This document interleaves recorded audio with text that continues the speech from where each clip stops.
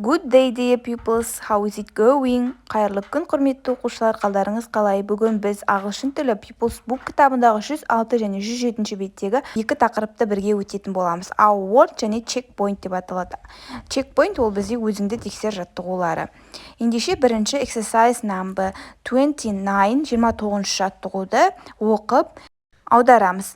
Ендеше бірінші Дмитрий Балантин есімді спортшының кім екенін, қандай спорт түрімен айналысатынын оқып аударайық. Дмитрий Балантин is a famous swimmer from Kazakhstan. Дмитрий Балантин Қазақстанның атақты жүзушісі. He can swim really well. Ол өте жақсы жүзе алады дейді. He has gold medal from the 2016 Olympics in Rio de Janeiro. Оның 2016 жылы Рио-де-Жанейрода болған Олимпиададан алтын медалі бар дейді. Келесі американдық спортшы. This is Kelly Slater. He's from the USA. Kelly can surf really well дейді. Бұл Kelly Slater, ол Америкадан, яғни Америка құрама штаттарынан дейді. Kelly can surf really well деген ол өте жақсы серфинг жасай алады дейді. Kelly is also famous from the popular American TV program Baywatch. Келли сонымен қатар американдық телеарнадағы Baywatch, яғни Baywatch деп аталатын программада, яғни бағдарламада өте танымал дейді. Келесі Илья Захаров is a famous diver from Russia. Илья Захаров Ресейдің өте танымал несі дейді? Дайвы деген ол бізде сүңгуірі дейді.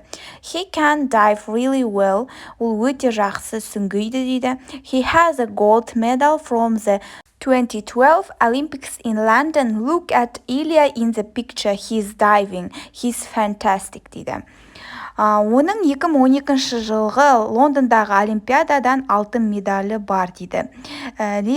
Суреттегі Лияға қара дейді. Ол сүңгіп жатыр дейді. Бұл фантастика, яғни керемет дейді. Енді келесі оқушылар осы тапсырмаға қатысты exercise number 30 жаттығуды орындайық. Read and match. Оқы және сәйкестендір дейді. Көріп тұрғандарыңыздай 3 осы спортшының аты жазылған және олардың қандай мемлекеттің адамдары екендігі ABC-де тұр жауаптары. Бірінші бізде Kelly Slater, ол бізде оқушылар Америка құрама штаттарының спортшысы, яғни B жауабында тұр. Is from the USA. Екінші Дмитрий Балантин, C жауабында, won a gold medal in the 2016 Olympics, яғни 2016 жылғы Олимпиададан алтын медаль алған. Үшінші Илья Захаров is a diver деп жазамыз, яғни ол сүңгуір.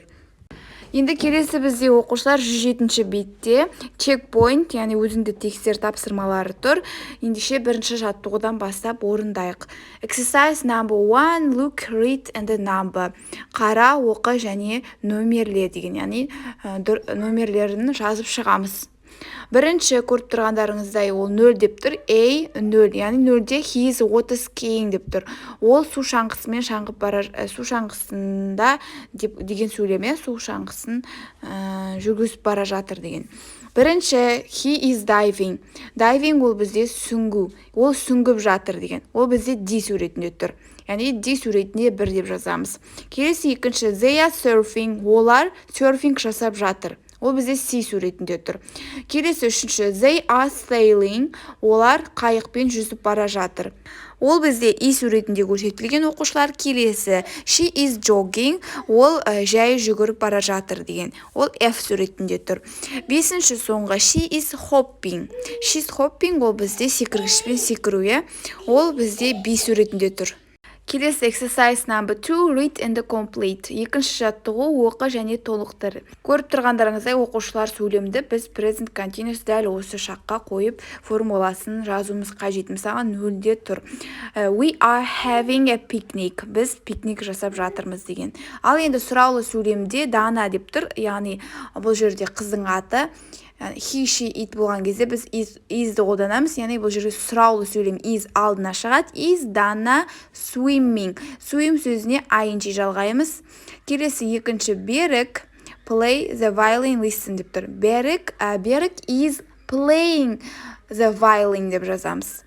Яғни is және play сөзіне, етістігіне ing жұрнағын жалғаймыз. Үшінші, stop it, I get wet. Бұл жерге I am болады, getting wet. Яғни ing жалғауды ұмытпаймыз, етістікке қарамен берілген. Төртінші, look at, ұлан, he is surfing болады. He, she, itте біз is'ді қолданамыз міндетті түрде. Формула дәл солай. I болса am, we, they, және де you болса a болады, нөлдегідей. Ал қалғандарында біз көріп тұрғандарыңыздай дәл осылай жасаймыз. Енді келесі үшінші жаттығу, exercise number 3. What do they like doing at the seaside? Look, read and underline. Олар теңіз жағалауында не нәрсемен айналысқанды ұнатады дейді. Қара, оқы және асын сыз дейді. Көріп тұрғандарыңыздай оқушылар, бір сөйлемнің өзінде екі қарамен берілген сөздер тұр. Оның біреуі дұрыс, яғни суреттегі біз іс-әрекетті қарамен берілгенін дұрысын табуымыз қажет.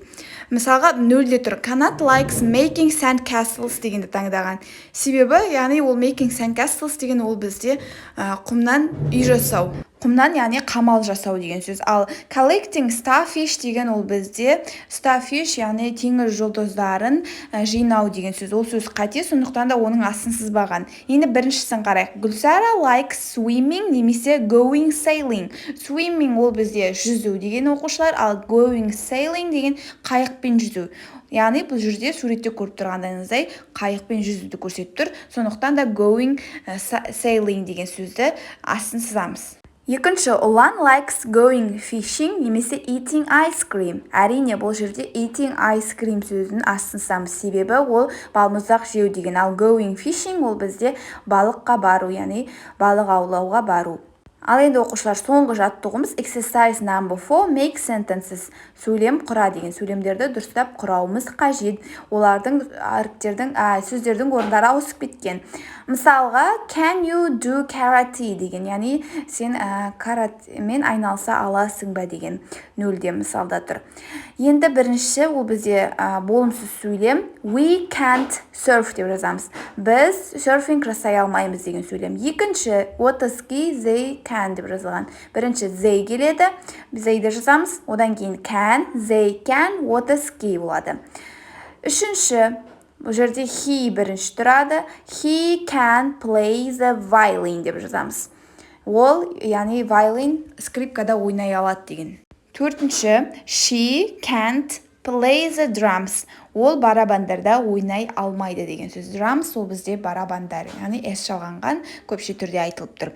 Бесінші, can сөзі бірінші келеді, себебі сұраулы сөйлем, модальды етістік бізде can алдына келеді. Can they have a picnic here деп жазамыз бұл сөйлемге. Сонымен оқушылар, бүгінгі сабағымыз аяқталды. Барлығы сіздерге түсінікті болды деп ойлаймын. Егер ұнаған болса, лайк басып, пікір қалдыруды ұмытпаңыздар. Каналыма міндетті түрде тіркеліп кетіңіздер. See you next lessons. Goodbye, students.